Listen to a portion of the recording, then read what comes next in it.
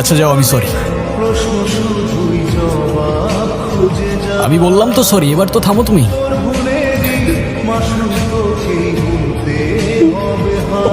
আর একটু বোঝার তো চেষ্টা করো, আমি এমনি এমনি তো আর রাগ করি নাই। সেদিন রাস্তায় একটা লোক ছিনতাই হচ্ছিল, তার সব টাকা রাস্তায় ছড়াই পড়ে।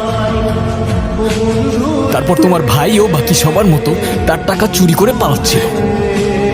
আমার ভাই কেমন, সে কি করছে এটা ইম্পর্টেন্ট না, অনেক ইম্পর্টেন্ট এইটা যে আমার ভাই। আর তুমি যাদের সামনে এরকম সিক্রেট করছো তারা আমার বাবা মা।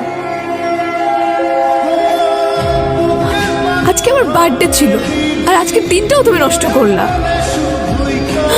আমি ভেবেছিলাম আজকে তোমাকে আমার বাবা মার সঙ্গে পরিচয় করে দিব, এরপর আমাদের কথাটা বলবো, কিন্তু সেইখানেও তুমি এরকম সিক্রেট করছো।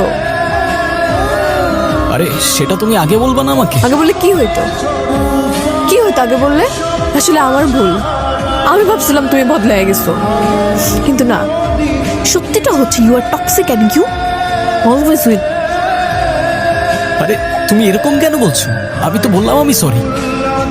সরি বললে কি হয় অনেক, তুমি তো এমনই, আর তোমার এসব টক্সিসিটি কখনো যাবে না। আরে আরেকটা বার চান্স তো দাও অ্যাটলিস্ট। হ্যাঁ, এরকম কেন করতেছো তুমি? আমি তো আর বুঝতে পারিনি সবকিছু এরকম হয়ে যাবে। ঠিক আছে, দিলাম তোমাকে চান্স, 1 বছর। আমি অস্ট্রেলিয়া চলে যাবো বড় আপুর কাছে।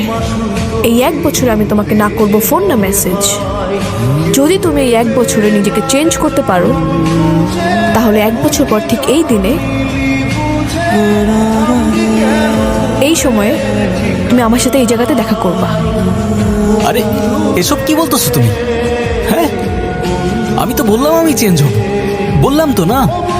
তো এই 1 বছর না কথা না দেখা, এসবের মানে কি? আর অস্ট্রেলিয়া মানে এত সব ডিসিশন কখন নিছো তুমি? আমাকে একবার জানাবে না তুমি?